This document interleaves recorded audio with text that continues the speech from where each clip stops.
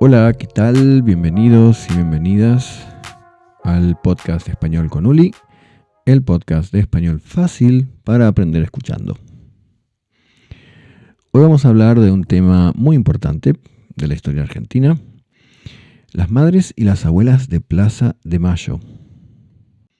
Posiblemente escuchaste hablar de este grupo de madres y abuelas que realizaron y siguen realizando actividades muy importantes en la Argentina y son reconocidas en todo el mundo.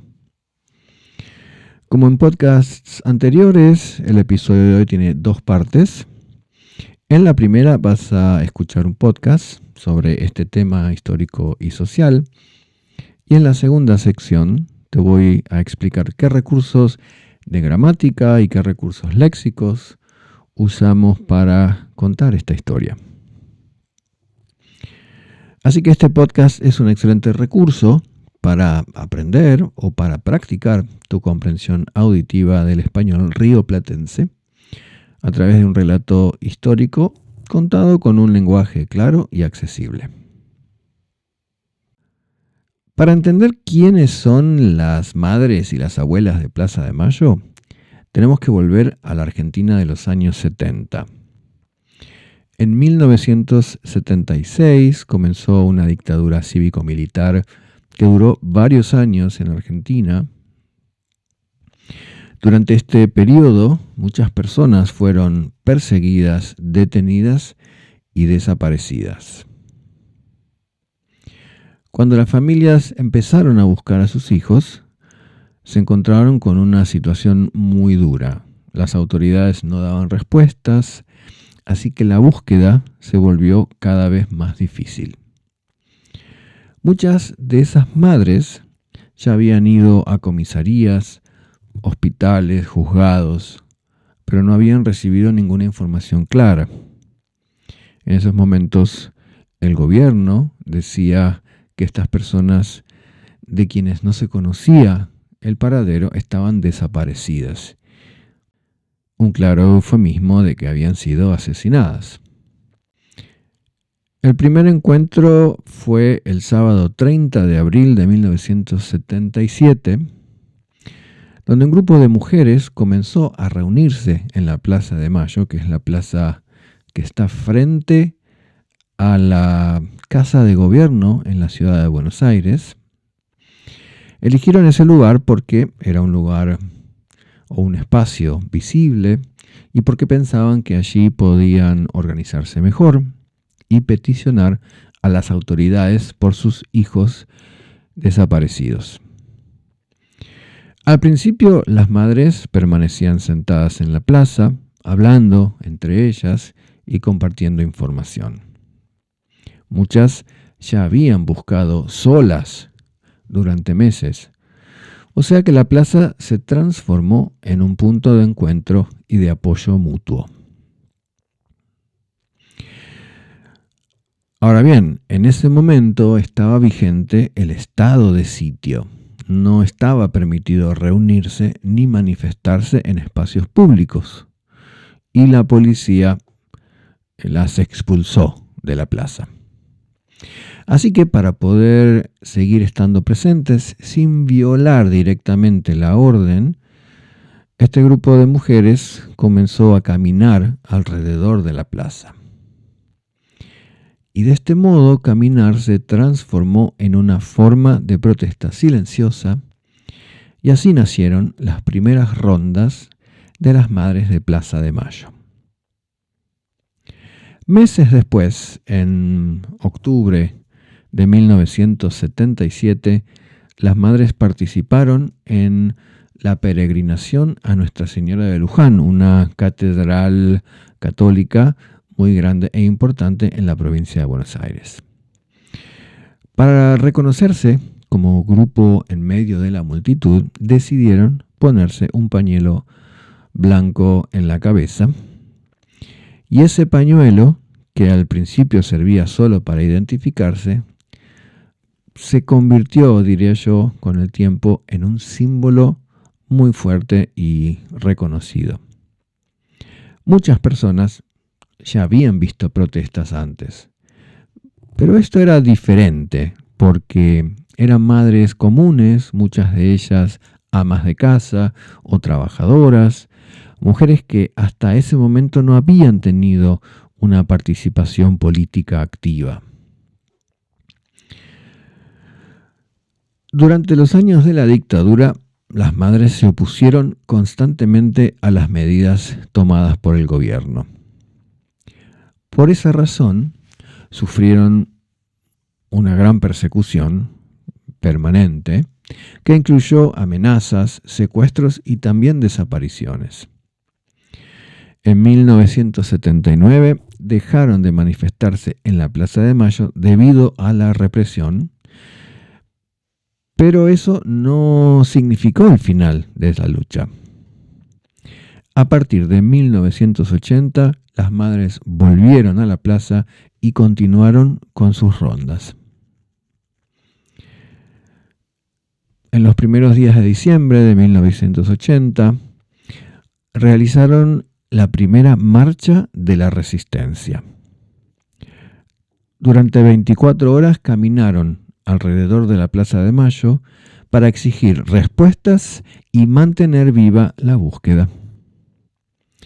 En ese momento muchas ya habían entendido que el camino iba a ser largo y difícil, así que la constancia y la presencia pública se volvieron centrales.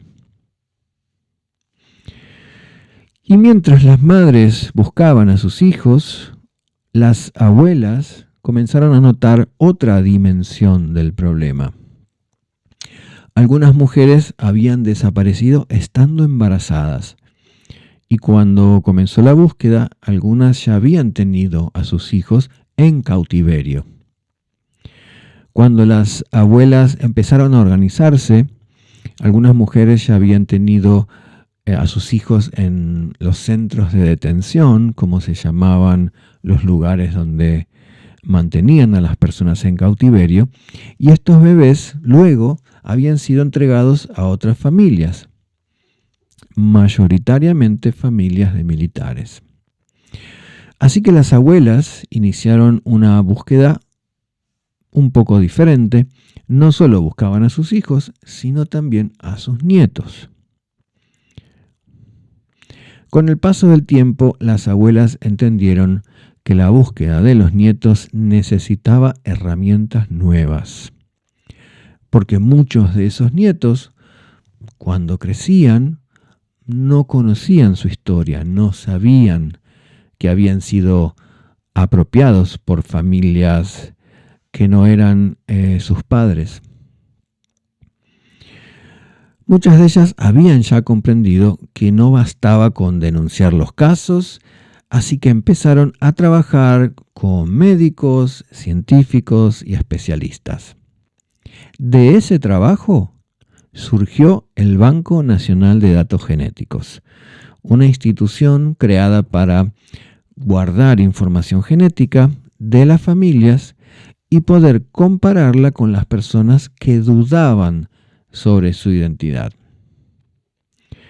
Gracias a este banco genético fue posible identificar a muchos nietos y nietas que habían sido apropiados durante la dictadura y que crecieron, como te contaba antes, sin saber quiénes eran realmente.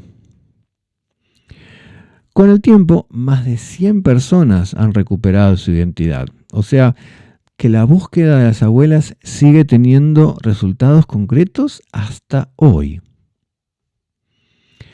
Hoy, las madres y las abuelas de Plaza de Mayo siguen siendo un símbolo muy fuerte en Argentina. Las rondas continúan todos los jueves alrededor de la Pirámide de Mayo, que es este monumento, esta parte central de la plaza, y el pañuelo blanco sigue representando memoria, verdad y justicia. Su lucha dejó una marca profunda porque transformaron el dolor individual en acción colectiva. O sea que su historia no pertenece solo al pasado, sino también al presente y a la forma en que una sociedad construye su memoria.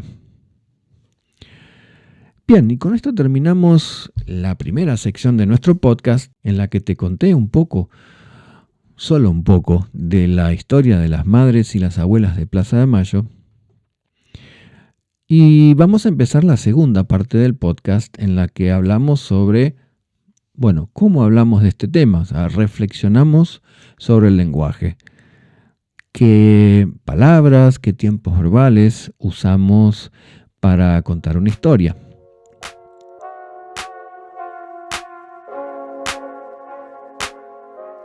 En este caso, creo que te diste cuenta que cuando contamos una historia como esta, no usamos solo un tiempo verbal. Combinamos varios tiempos verbales del pasado para organizar mejor el relato y que el relato tenga coherencia.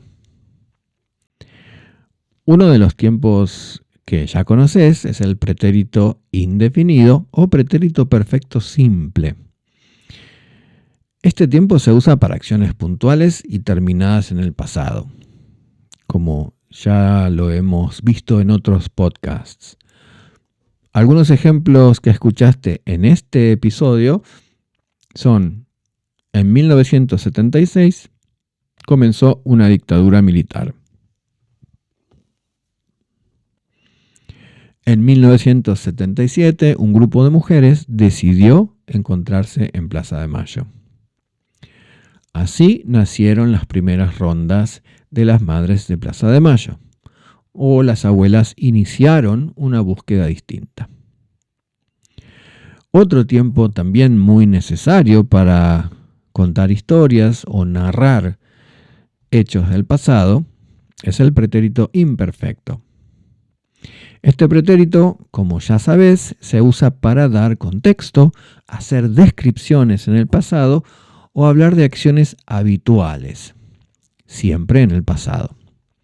Algunos ejemplos del podcast son: las autoridades no daban respuestas.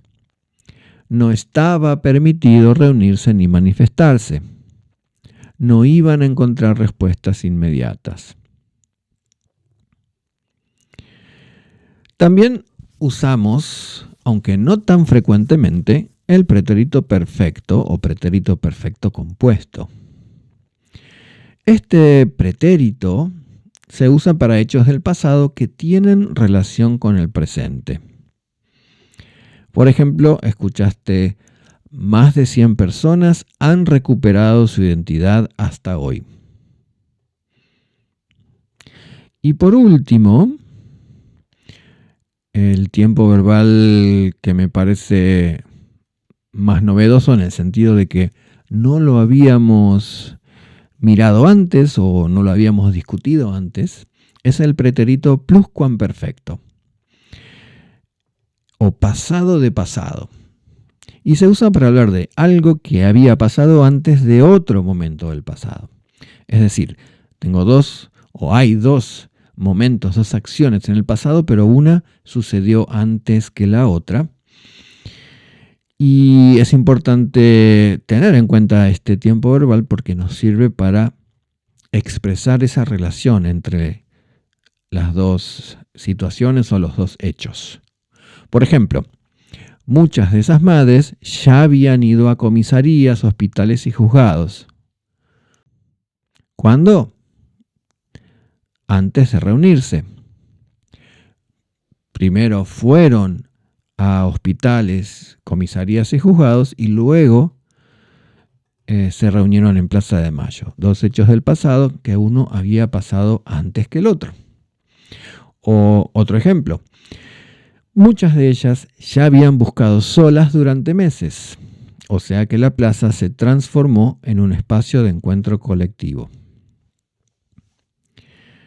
Entonces, en este caso, primero sucedió la acción de buscar solas y después sucedió la acción de juntarse en la plaza. Y el último ejemplo: cuando comenzó la búsqueda, algunas mujeres ya habían tenido a sus hijos en cautiverio. Dos acciones en el pasado, una sucedió antes que la otra. Primero tuvieron sus hijos en cautiverio y luego comenzó la búsqueda. Por último, hay algunos conectores de causa y consecuencia que usamos en este podcast que pueden ser interesantes. A lo mejor no los conoces, a lo mejor sí. Bueno, usamos por qué, que seguro lo conoces, es uno de los más frecuentes. En este caso explica una causa, ¿no? Explica por qué.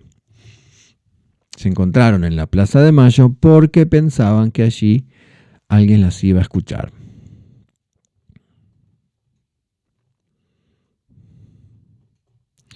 También apareció otro conector, así que también explica consecuencia. Por ejemplo, las autoridades no daban respuesta, así que la búsqueda se volvió cada vez más difícil. O la policía les indicó que no podían quedarse en el mismo lugar, así que comenzaron a marchar. Y por último, o sea que este conector nos sirve para aclarar o reformular la información que recién acabamos de dar. Es decir, como si la dijéramos en otras palabras.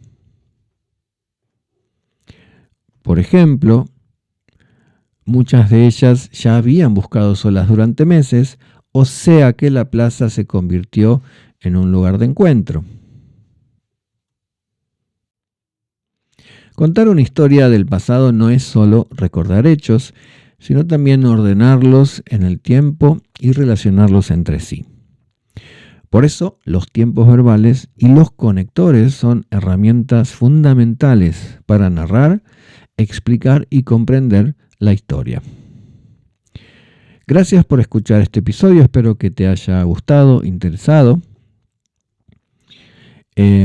Contame en los comentarios qué te pareció. Contame si hay algún tema que te gustaría que toque en podcasts futuros. Y con esto me despido y nos encontramos en el próximo episodio. Que estés bien. Chau.